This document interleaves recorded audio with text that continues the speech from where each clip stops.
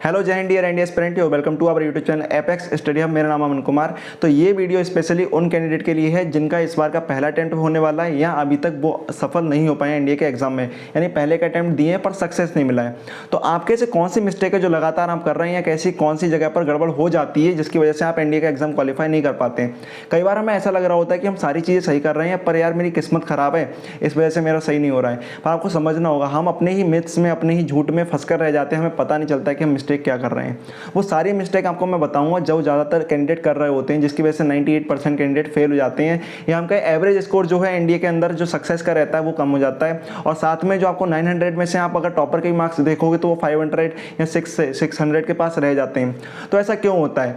तो यहाँ पर हम समझना होगा कि ऐसी कौन सी मिस्टेक है हम लगातार जो करते रहते हैं। तो नंबर 1 यहाँ पर हम बात करते हैं, वो है आपकी lack of information and knowledge. यानी अगर आप एनडीए का एग्ज़ाम देने जा रहे हो तो आपके पास पूरी उसकी इन्फॉर्मेशन होनी चाहिए। तो एनडीए का एग्ज़ाम हो या कोई भी एग्ज़ाम देने जा रहे हो तो यार उसके बारे में पहले इन्फॉर्मेशन निकाल लेनी चाहिए। ज़्यादातर होता क्या कि हमने एनडीए के एग्ज़ाम के बारे में सुना, उसके बारे में एक आध बुक देख लेते हैं कौन सी ठीक है, या थोड़ी बहुत नॉलेज एलिजिबिलिटी देख लेते हैं और हम चले जाते हैं। पर उतनी नॉलेज उसके लिए काफ़ी नहीं होती है। किसी भी एग्ज़ाम को देने के लिए इससे ज़्यादा नॉलेज चाहिए होती है। अब वो नॉलेज कैसे आती है? उस नॉलेज को लेने के लिए आपको कम से कम एग्ज़ाम के 5 से 6 साल के पीछे का एनालिसिस करना होगा कि किस तरह से एग्ज़ाम का स्कोर क्या रहा था, पीछे की कट ऑफ अब तक क्या रहती आई है, किस बार कट ऑफ वेरी कर रही है, क्यों वेरी कर रही है, क्या एग्जाम टफ कब हो रहा है, कितने साइकिल के बाद टफ हो रहा है, क्या 1 से 2 साल के बाद एग्जाम ज़्यादा टफ हो जा रहा है या कुछ एग्जाम ऐसे हो रहे हैं कि यहाँ पर बहुत हलवा हो रहे हैं। वो सारी चीज़ें आपको निकालनी होंगी। सिर्फ इतना नहीं कि आपने एलिजिबिलिटी निकालनी है, आपने ये निकाल लिया कि बुक कौन सी चाहिए, वो सिर्फ इन्फॉर्मेशन नहीं है। उसके अलावा बहुत सारी इन्फॉर्मेशन होती है सिलेबस के बारे में। सिलेबस के कौन से ऐसे पोर्शन है जो एक टाइम के बाद रिपीट होते हैं, जो बार बार रिपीट होते हैं, वो आपको पता होने चाहिए। जैसे हमें सिलेबस के बारे में तो पूरा पता है कि हाँ ये सिलेबस है, पर उस सिलेबस में से ऐसा नहीं है कि पूरा सिलेबस आपके पास आ रहा है या पूरा सिलेबस ही आपको पढ़ना है। देखो पूरा सिलेबस पढ़ना किसी के पास पॉसिबल नहीं होता है। तो आपको समझना होगा कि सिलेबस के वो कौन से पोर्शन है जो सबसे ज़्यादा इंपॉर्टेंट होते हैं। तो जो इंपॉर्टेंट पोर्शन है उनको आपको एनालाइज करना होगा। साथ में अगर आपको ऐसी इन्फॉर्मेशन लेनी होगी जहाँ से आपको ये पता चले किस तरह के पोर्शन से क्वेश्चन आ रहे हैं और कैसे क्वेश्चन हमसे पूछे जाते हैं, जिसके लिए आपको प्रीवियस ईयर क्वेश्चन पेपर देखने होंगे या आप कुछ ऐसी वीडियोज़ देख सकते हैं। मैंने आपको बता रखा है कि किस तरह के क्वेश्चन आते हैं। यहाँ पर मैंने जीएस के अंदर और साइंस के अंदर, या मैं बात करूँ मैथ्स के अंदर, मैंने सारे टॉपिक आपको बताएं जहाँ से number of question bar bar repeat होते हैं।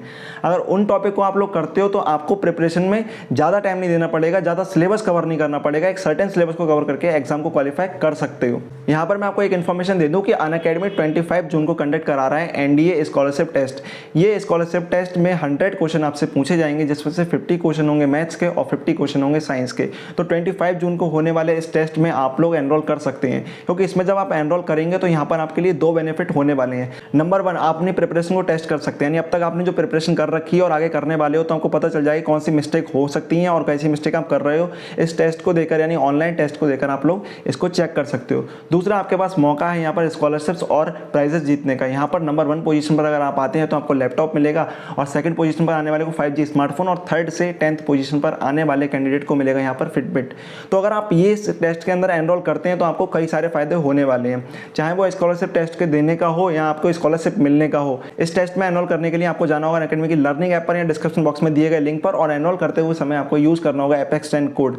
तो आपको ध्यान रखना है एपेक्स 10 कोड जब आप यूज़ करेंगे तभी आप फ्रीली एनरोल उसमें कर पाएंगे। इसके बाद अगर हम बात करें तो अनअकैडमी का आप कोई भी प्लस सब्सक्रिप्शन अगर यहाँ पर लेते हैं तो आप लोग यूज़ कर सकते हैं एपेक्स 10 कोड, जहाँ से आपको मिलेगा 10% का डिस्काउंट। तो 10% का डिस्काउंट चाहिए तो यहाँ पर एपेक्स 10 कोड यूज़ करें, और अनअकैडमी का कोई भी आइकॉनिक या प्लस सब्सक्रिप्शन आप उससे ले सकते हैं। इसके अलावा अनअकैडमी पर मेरी आप फिजिक्स की और केमिस्ट्री की क्लासेस को ज्वाइन कर सकते हैं। यानी वहाँ पर मैं आपको एनडीए की साइंस पढ़ा रहा हूँ और साइंस काफ़ी ईजी होती है। तो उसकी साइंस की जो क्लासेस हैं वो सारी की सारी फ्री क्लासेस होने वाली हैं, जिसका मैंने प्रोफाइल लिंक आपको डिस्क्रिप्शन बॉक्स में दे रखा है। अदरवाइज जितने भी क्लासेस के लिंक होते हैं वो आपको कम्युनिटी टैब के अंदर मिल जाते हैं। तो आप उन क्लासेस को जरूर ज्वाइन करें ताकि आप अपनी प्रिपरेशन को बूस्ट कर सकें, और सारी क्लास फ्री होने वाली हैं तो उसके लिए आपको कोई भी खर्चा भी नहीं होगा। तो ज्वाइन करना ना भूलें उसको। जीएस, साइंस और अगर मैथ्स की मैं इंपॉर्टेंट टॉपिक की बात करूँ तो उन सभी वीडियो के लिंक मैंने डिस्क्रिप्शन बॉक्स में दे रखे हैं। तो आपको नॉलेज पहले होनी चाहिए कौन से आपको करना है। फिर आपके आता है स्ट्रॉन्ग पॉइंट और वीक पॉइंट पर फोकस करना। क्या आपके स्ट्रॉन्ग पॉइंट है, क्या आपके वीक पॉइंट है, यानी कौन से टॉपिक आपके स्ट्रॉन्ग है, कौन से टॉपिक आपके वीक है। क्या मेरे स्ट्रॉन्ग जो टॉपिक्स हैं क्या वो एनडीए का एग्जाम क्वालिफाई करने के लायक हैं, क्या उनसे मैं एनडीए का एग्जाम क्वालिफाई कर पाऊंगा, ये आपको पहले एनालाइज करना होगा। अगर नहीं कर पाएंगे तो आपको दूसरे टॉपिक भी एक्सप्लोर करने होंगे, उनमें जाकर भी आपको हेल्प लेनी पड़ेगी उनकी। अब यहाँ पर अगर आपके स्ट्रॉन्ग टॉपिक उसके लिए काफ़ी है तो आपको क्या करना होगा, अपने स्ट्रॉन्ग टॉपिक को बहुत अच्छे से कवर कर लेना है। उसके बाद मार्क्स को एक्स्ट्रा बढ़ाने के लिए और एक्स्ट्रा मार्क्स लाने के लिए आपको क्या करना होगा, दूसरे जो टॉपिक है उनको पढ़ना शुरू करना है। लेकिन अगर आपके नहीं हो पाते हैं, स्ट्रॉन्ग टॉपिक पूरे नहीं हो रहे हैं, उनसे आप एग्जाम क्वालिफाई नहीं कर पा रहे हैं, तो आपको दूसरे टॉपिक पर स्विच करना होगा। फिर यहाँ पर आती है कट ऑफ की। कट ऑफ के बारे में काफ़ी सारे मिथ रहते हैं। कट ऑफ यहाँ पर अगर देखें हम 25% सेक्शनल कट ऑफ जाती है, देन ओवरऑल कट ऑफ जाती है। तो आपको दोनों ही एग्जाम यानी जो मैथ्स का है और जीएटी का है वो क्वालिफाई करने नेसेसरी होते हैं। तो यहाँ पर आपको ध्यान रखना है, मैथ्स के एग्जाम की जो कट ऑफ होती है वो 25% जाती है। अभी तक का जो ट्रेंड चल रहा है, आप सेफ साइड के लिए उसको 30% रख सकते हो।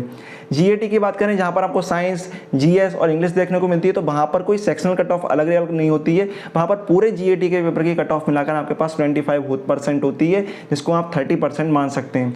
वहीं अगर ओवरऑल कट ऑफ की बात करें, तो अभी तक के जो ट्रेंड चल रहे हैं उसके हिसाब से 360 प्लस रहती है। तो अगर आपको बहुत सेफ रहना है तो 400 प्लस को टारगेट करके आपको चलना होगा। इसके बाद हम बात करें तो सबसे ज़्यादा बड़ी जो मिस्टेक करते हैं हम ज़्यादातर मॉक में कर रहे होते हैं। हमें मॉक के बारे में पता नहीं होता है कैसे में मॉक करने या नहीं करने। ज़्यादातर मॉक को हल्के में ले रहे होते हैं, प्रीवियस ईयर क्वेश्चन कर नहीं रहे होते हैं, तो जिसकी वजह से आगे गलतियां होनी शुरू हो जाती हैं, क्योंकि हमें एग्जाम का लेवल ही नहीं पता है।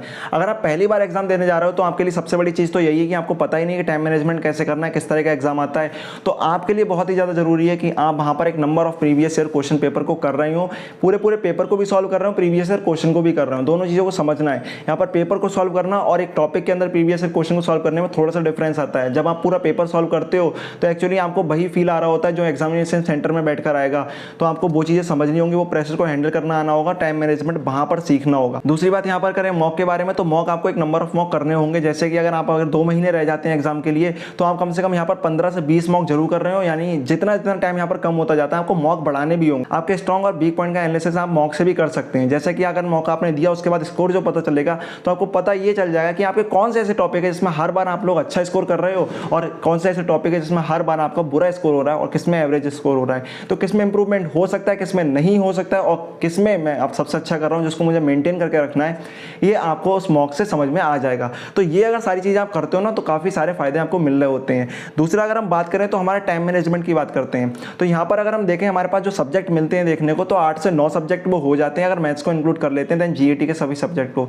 तो सभी सब्जेक्ट आपको नहीं पढ़ने होते हैं, स्ट्रॉन्ग और वीक के हिसाब से आप डिवाइड कर सकते हैं। साइंस स्ट्रीम से तो साइंस पर फोकस ज़्यादा करें, जीएस वाली स्ट्रीम से तो जीएस पर फोकस ज़्यादा करें। इंग्लिश आपको सभी को फोकस करके रखनी है।